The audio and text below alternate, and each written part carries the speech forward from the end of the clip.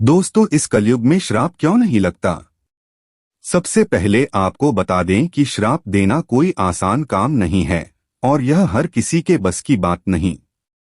जिस तरह एक मिट्टी के घड़े में पानी भरना मूर्खता है, मिट्टी के घड़े में पानी ठहर नहीं सकता, उसी तरह उस व्यक्ति का श्राप निरर्थक है जिसने अपने जीवन काल में कभी भी तपस्या न की हो। कलयुग में श्राप देने की योग्यता, तपस्या के बिना कुछ संभव नहीं है। ब्रह्मा जी ने तपस्या से ही इस ब्रह्मांड की रचना की है, जिसमें असंख्य ग्रह और आकाशगंगाएं हैं। तपस्या के बिना कुछ सार्थक नहीं हो सकता। तपस्या से हर चीज मुमकिन है, लेकिन तपस्या हर किसी के बस की बात नहीं होती। तपस्या के बिना मुक्ति और ब्रह्म साक्षात्कार की बात तो छोड़ ही दें, क्योंकि तपस्या के बिना छोटी छोटी चीजें भी प्राप्त नहीं होती। जो भोजन आप खाते हैं उससे शक्ति प्राप्त करना आसान नहीं है। अनाज को पहले सूर्य की किरणों में तपाया जाता है, फिर पकाते समय रसोई में तपाया जाता है और फिर पाचन तंत्र द्वारा तीसरी बार तपाया जाता है, तब जाकर भोजन से शक्ति प्राप्त होती है।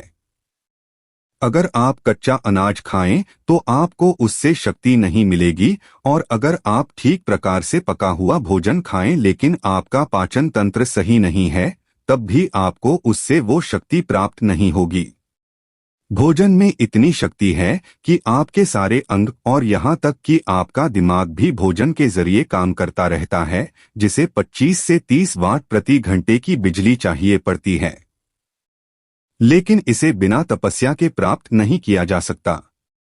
वैज्ञानिक ऐसी कोई व्यावहारिक मशीन नहीं बना पाए जो अनाज से बिजली बना दे। जो लोग इस सत्य को नहीं जानते वो बिना तपस्या किए बड़े बड़े काम करने में यकीन रखते हैं। इस तरह के लोगों का लक्ष्य होता है बिना तपस्या के पैसा कमाना, और वे जुआ खेलकर सारा पैसा खो देते हैं। जुआ खेलना एक महापाप भी है, इसलिए बाद में जुआ खेलने से संबंधित नर्क भी उन्हें जाना पड़ता है। अर्थात आपको केवल जिंदा रहने के लिए ही तपस्या करनी होती है, फिर बड़े बड़े काम बिना तपस्या के कैसे हो सकते हैं? श्राप देना उन्हीं बड़े कामों में से एक है। आपने जाना कि श्राप देने के लिए तपस्या करने की आवश्यकता होती है। अब बताते हैं कि कलयुग में श्राप क्यों नहीं लगता। इसके लिए आपको जाननी होंगी कुछ बातें कलयुग के बारे में। दोस्तों, वैसे तो कलयुग के बारे में आप जानते ही होंगे। कलयुग को कलह का युग कहा गया है। 4 युगों का वर्णन सनातन धर्म में हर जगह पाया जाता है। ये 4 युग हैं सतयुग, त्रेतायुग, द्वापर युग और कलयुग। 3 युगों में सात्विक वातावरण होने के कारण साधारण लोग भी भगवान की भक्ति करने लग जाते थे। बाकी सब युगों की तरह कलयुग में भक्ति कर पाना आसान नहीं है। यहाँ जन्म लेने वाले लोग जीवन भर कष्ट भोगते हैं। इस युग में राजा अपनी प्रजा का शोषण करते हैं, धर्म ग्रंथ लुप्त हो जाते हैं। इस युग में बड़े भयंकर युद्ध होते हैं और अकाल पड़ते रहते हैं। प्राकृतिक आपदाएं आती रहती हैं और नई नई बीमारियां जन्म लेती हैं, जो महामारी बनकर लोगों को प्रताड़ित करती रहती हैं। राक्षस हमेशा से ही भगवान को मारना चाहते हैं। राक्षसी स्वभाव वाले लोगों का ही इस युग में बोलबाला होता है और वो स्वयं भगवान बनने का प्रयास करते रहते हैं। भोली भाली जनता ऐसे ढोंगी बाबाओं के चक्कर में पड़कर कभी भी भगवान के धाम वापस नहीं जा पाती। इस युग में मुक्ति के द्वार बंद हो जाते हैं। जीव के कल्याण के मार्ग कहीं नजर नहीं आते और कुछ ही समय के इंद्रिय सुख को यहाँ सर्वश्रेष्ठ माना जाता है।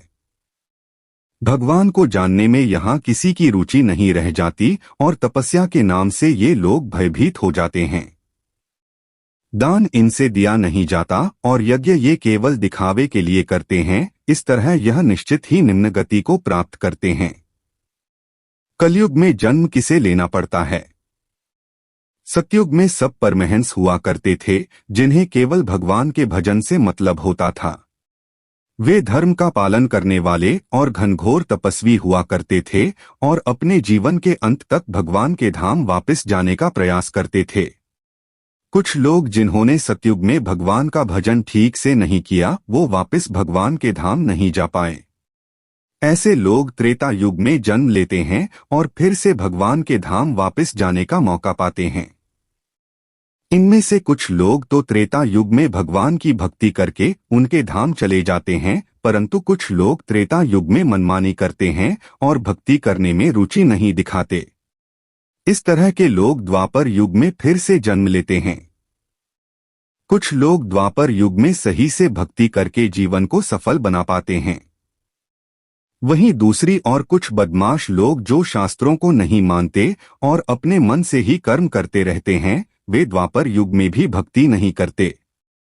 ऐसे लोगों को जबरदस्ती कलयुग में जन्म दिया जाता है। कलयुग के बारे में जानकर अभी तक आप इस युग के लोगों की हालत जान ही गए होंगे। सत्य, दया, पवित्रता और तप ये 4 धर्म के स्तंभ हैं। कलयुग के लोग इन सद्गुणों का आचरण नहीं करते, अपितु इसके विपरीत जुआ खेलते हैं, हिंसा, व्यभिचार और नशा करते हैं।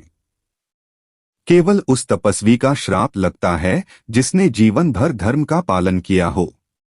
जिस तरह तपाया हुआ मिट्टी का घड़ा पानी रोक लेता है और साधारण मिट्टी का घड़ा पानी में बह जाता है, ठीक उसी तरह धर्मपरायण तपस्वियों के श्राप अटल होते हैं, परंतु भोगियों के श्राप नहीं लगते। कलयुग में धर्म का पालन करने वाले तपस्वी बचे ही नहीं हैं, और जो हैं वो सामने नहीं आते। इसलिए कलयुग में श्राप नहीं लगता। दोस्तों, उम्मीद करते हैं आपको यह वीडियो पसंद आया होगा। वीडियो को लाइक करें, शेयर करें और ऐसे ही और भी जानकारी भरे वीडियो देखने के लिए चैनल को सब्सक्राइब जरूर करिएगा। अंत तक बने रहने के लिए आपका बहुत बहुत धन्यवाद।